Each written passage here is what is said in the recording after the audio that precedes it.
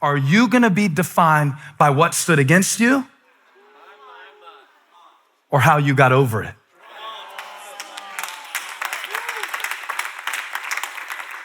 I'll tell you something right now.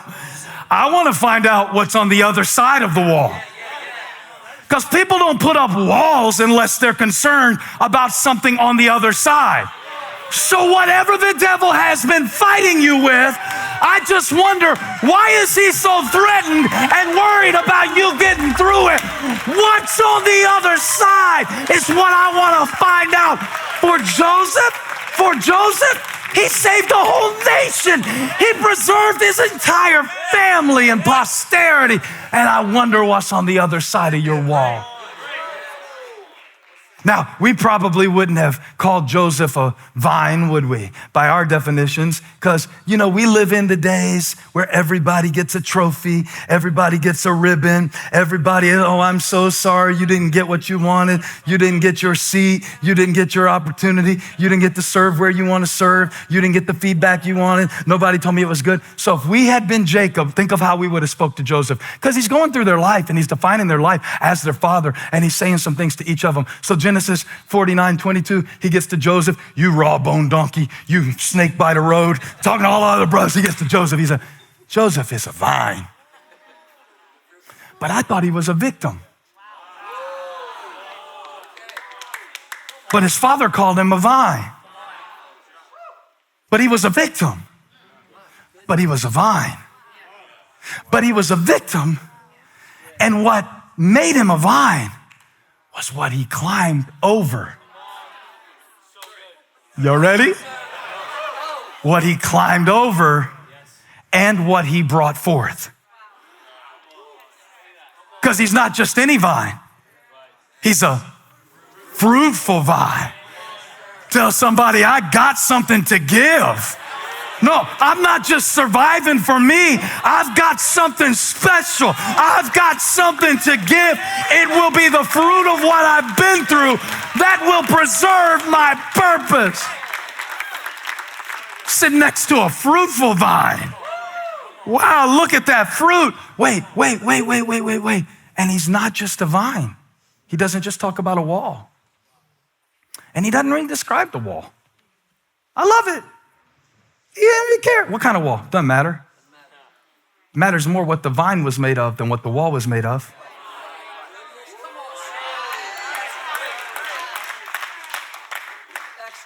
And because, listen, this is the meaning of a fruitful vine. Because you are abiding in Christ.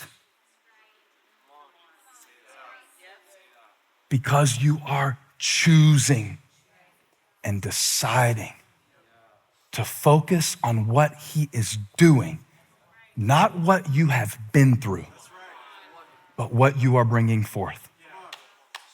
And that's how you interrupt it with a but. Wow, that was horrible, but God was there with us. Did you ever watch somebody die and it was horrible? But there was a grace that was almost more real than the air that you breathed. And you almost feel sorry for the people who weren't there because of the grace that grew from the grief of that moment. That's what I mean by interrupting it with a but. That's what I mean. So that you don't stay chained to the way things went down. So that you don't stay chained to what other people called you. The only reason that Joseph was able to do what he did in chapter 50 is because of what his father said in Genesis 49. So you got to hear it firsthand from your father. Some of you didn't have an earthly father who told you this. So now God is speaking this over you. You're more than a conqueror. You're an overcomer. Greater is he that is in you than the wall that is in the world. Climb or die. Climb or die. You turn around, the first wall you see, the first rejection you get, the first no you hear, the first relapse, you turn around. He said Joseph climbed over stuff that would have killed others. And by the way, I'm gonna say this, and if it was for you, send me a message. It's almost impossible to climb over something while you're complaining about it.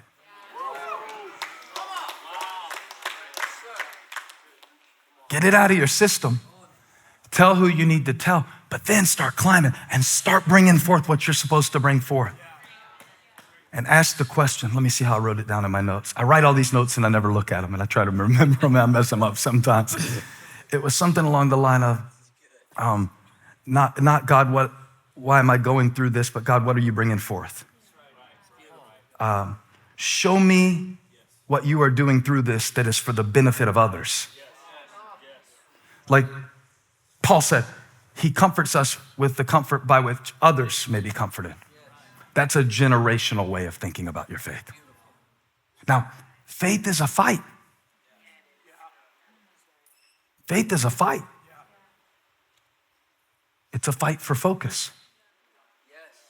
It's a fight for focus. You're not fighting against people. You're not fighting against Reuben and Simeon and all. You're fighting for your focus. And it's the fight of your life. Because how can God bring it into harmony if you die on the vine? He said he's a vine climbing over a wall. Isn't that a great picture? A fruitful vine. You raw-boned donkey, you snake by the road. You fruitful vine. You fruitful vine.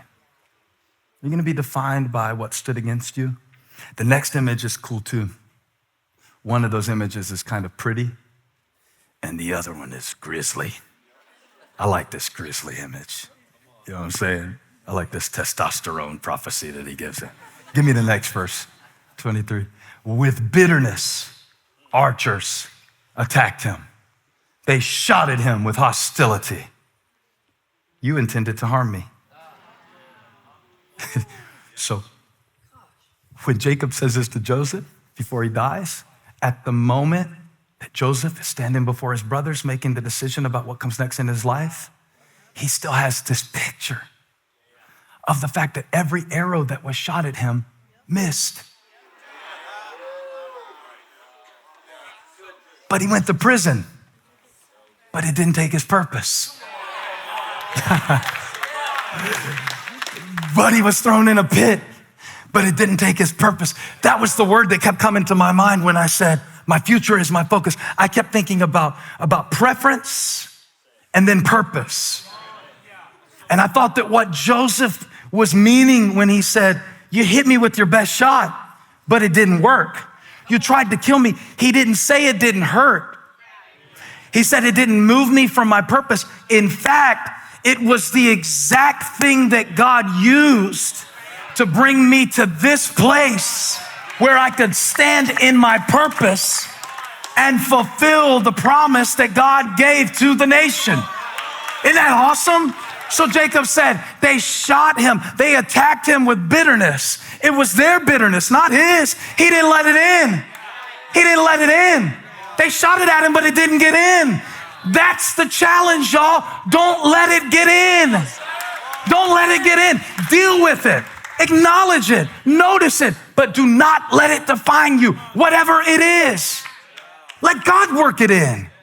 Let God work it in. So you could be like Joseph. I never shot a bow and arrow in my life, so I might look stupid doing this. But it said, his bow, verse 24, remained steady. And his strong arms stayed limber. Only because the hand of the mighty one of Jacob, because of the shepherd, the rock of Israel. Now I want you to see what I saw in the spirit. It's a picture of Joseph, who through all of the pain that he went through, never lost his focus. That's what you do when you aim, right? You gotta focus. You know how hard it is to focus when you got everything flying at you? We went out on tour a couple weeks ago. Every night was such a challenge because it was big rooms And when I preach at our church, everybody's paying attention, taking notes. Nobody's bored. Y'all, in those arenas, there are people there that are literally praising God with one hand, eating popcorn with another. Got a chicken finger in their beard and talking about, oh God, my God, I need you. It's very distracting. And I'm sitting there one night, I'm about to preach in a few minutes, and I'm like, God, this is so distracting. I can't even focus on the word. Look at that guy down there. I think he has a beer. Are they selling beer? No, they don't sell alcohol here. It looks like a beer. And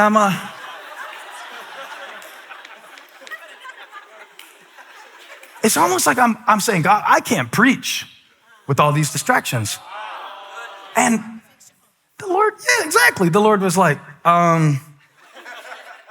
whose eyeballs, whose sockets are your eyeballs in? At any time, you can stop watching Mr. Chicken Fingers. And if you look 3 seats over, look at those 3 guys right there. And these 3 big guys had their arms around each other. I mean, big, wasn't it? You remember? Big guys. And I'm like, oh yeah, there's way more people worshiping God than sitting here getting a snack. But it's up to me to focus on what I want more of.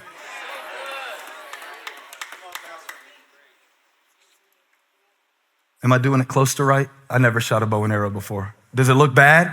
Am I gonna get memed for this? I'm just trying to give a picture.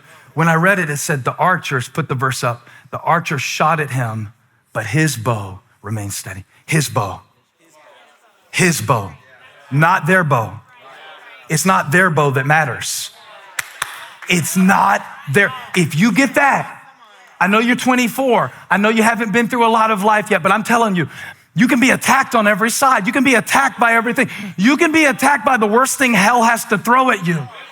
But if your bow stays steady, if your gaze stays on God, let me give it to you like this. If you point toward your purpose, it's about purpose.